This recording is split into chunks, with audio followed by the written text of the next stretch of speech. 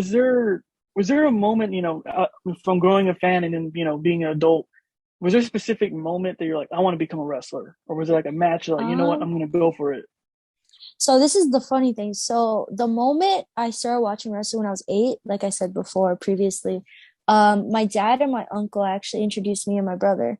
So I was watching it, and as a kid, at 8 years old, I was like, this is what I want to do. Yeah. Like I don't like, and my mom was like, you need a backup. Like you can't do that for a living.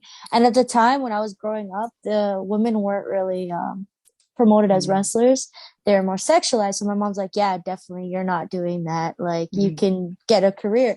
And then as the years went progressed, it was like the women's revolution. It was, I Yeah. believe, by 2014, the women's revolution Mhm. was like at its peak. And then finally, instead of being called divas, they were called wrestlers. And at the time, I was still watching wrestling religiously. I was watching Monday Night Raw, SmackDown. I believe I was in my third year of high school or Mhm. second year of high school. And I told my mom, I'm like, when I graduate high school, I want to do wrestling. And my mom's like, yeah, yeah, yeah, whatever. You said that when you were 8, whatever. It's not a thing. So finally, 2016, I graduate high school. I take a year off and I save up. And then I go to Battle Arts Academy with former WWE superstar Santino Marella. So he's my coach. So Mhm. I basically signed up for Battle Arts Academy, told him I wanted to be a wrestler, did not look like a wrestler. I'm 5 feet, looked like a meatball, didn't have any athleticism at all. But I said, I want to do this. And then he's like, okay, whatever. And then now I'm doing it now. And I've been wrestling for 4 years now. So, Tino's Battle Arts Academy. How was it training? Like, give me like a day in a life, like just training with um, them, and how was that so in the experience? beginning, it was something because I thought that I could just get up and do it like Yeah. every other wrestling fan. You're like, oh, I could get in the ring, I could do that, Yeah. right? So the first day, I wasn't athletic. I didn't do any cardio. I didn't work out previous, nothing. So I had my tryout to start out with wrestling for the pro wrestling program to see where I'm physically at. He's like, okay, you're gonna do 300 squats. You're gonna do this, and I'm like, mind you, I just ate before the tryout because I didn't know what to Wow. expect. So I ate, and then he's like, "Oh, you can come back the night." I'm like, "No, I'm doing it now. This is all I ever wanted to Yeah. do. I'm doing it now." So I'm doing rolls, and you could see that I'm like, mm, Oh mm, no. and he's like, you can do it. I'm like, no, I want to do this since I was 8. I'm still gonna do it. He's like, he started Yeah. laughing. So then he's like, physically, you need work, but he's like, I could see that you have the passion for it. So Mhm. he's like, if you promise me to physically get into shape and everything, I'll let you be in the program. So me being a 19-year-old kid, I'm like, yeah, yeah, yeah, I promise, I promise, I promise, or whatever. So the next day, you see me doing like squats, you see me like working out, bicep curls, everything. Starts laughing. Um, but in the wrestling program, it's intense, cardio based, running the ropes, everything. It's like working out and in during like the in-ring stuff. So it's like you're doing flips, athletic, Wow. cartwheels, flip bumps, everything. So it's like it's very cardiovascular endurance, like where you're using your cardio. Because if you don't breathe in the ring, you're gonna get blown up. And when you get blown up, you get injured.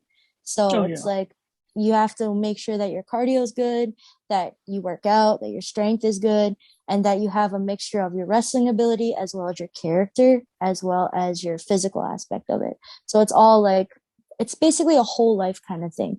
You have to Mm. basically put your whole life to it. So it's not just, okay, I'm going to wrestle and train, but to Mm. be better, I got to cross train. I have to work out at least 6 days a week kind of thing. So that's what it's different compared to watching it instead of Oh doing it yeah. kind of thing.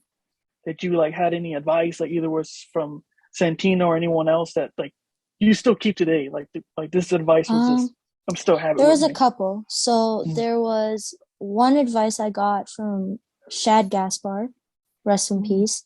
He told me that to be the best, you got to look the best. And he said, you have to train 100% and look the best 100%. Even if you're not working out, you're at least making sure your appearance looks like you're the best.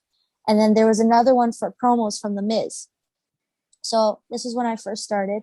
And The Miz told me, if you're going to do a promo on a shampoo bottle, you're going to do the best goddamn promo on that shampoo bottle. And it literally stuck into my head. And he said, one day I hope to see you, kid, where I'm standing. And that's what literally just stuck with me for the rest of like the time. And I was like, okay, well, The Miz told me this, Shad Gaspard Mhm. told me this, and Santino, aka Anthony Corelli, he told me so much advice. So I just stick with it. And I've just run with whatever advice I'm given. And there was also one from Damien Sandow where he said, if you're going to basically, if you're going to act, you're going to act like it's your life. You're going to know whatever is going on. You're going to know when your character was born, what your character eats for breakfast, and what it does tomorrow morning. So that was a couple of the advice I got from really great Oh, yeah. athletes from WWE. So you know what I mean? So they know Mhm. exactly what they're doing because they've been where I want to be. Exactly. So that's why I take it and I run with it. And as well as Vince Russo, he gave me so much advice when I was on the Mhm. podcast. So I'm thankful to have a lot of advice from a lot of great people. No, that's Battle Arts Academy Women's Championship. How was that feeling like, and what was going through your head when they raised your hand and you became the champion? When they say that you get emotional when you win your title, I thought it was just like a fake thing that they say, oh, like you're going to cry. Mhm. It's actually so emotional because all the hard work, because previous, the women never had a title. So we weren't Mhm. projected as like a huge thing. Like we were just like an add on and kind of thing. So the fact that my coach introduced the title, it was so amazing because all the hard work, because I'm going to tell you, the girls work just as hard as the guys, like Oh, even yeah. sometimes even harder. So the fact that my coach gave me the torch and ran with it and said, "Okay, now you're in charge of the women's division." It was just an amazing experience. And then as well, because my uncle that got me into wrestling, he died a couple months beforehand. Mhm. He never got to see me wrestle. So my goal was to win the title for him. Mhm. So basically, when I went out there, and I don't know if you saw the match, but when I started to look up, I was basically pointing to my uncle and said, "This is for you." And when Oh. I said, "This is for you," I started crying and getting emotional. Mind you, I was basically a heel turning baby face. So it's kind of like me transitioning. So it's kind of Mhm. a bittersweet moment because I couldn't basically pander to the fans, but also you've seen me basically break character and seen my emotional side. So it was a great experience, even though I lost the title due to COVID. But I mean, I Mhm. never lost it. So You never I'm lost it. coming Yeah, back for it. Coming back that's for it. awesome. Oh, for sure. We can't wait. This isn't a wrestler. It could be a celebrity, an athlete, a fictional character, video game, anybody. Who would it be?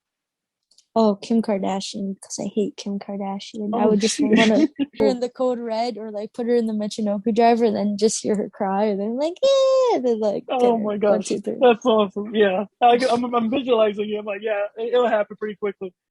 That is so cool. No, I can see that, especially now with like the whole drama. It's like a soap opera with Kanye and the whole mess in the media. I can see I'd be why like, a lot of Kanye ain't people. gonna help you now. Put her in a Michinoku You driver. tag her, he tags you in, and you just go in there and just submit her. That would be so awesome.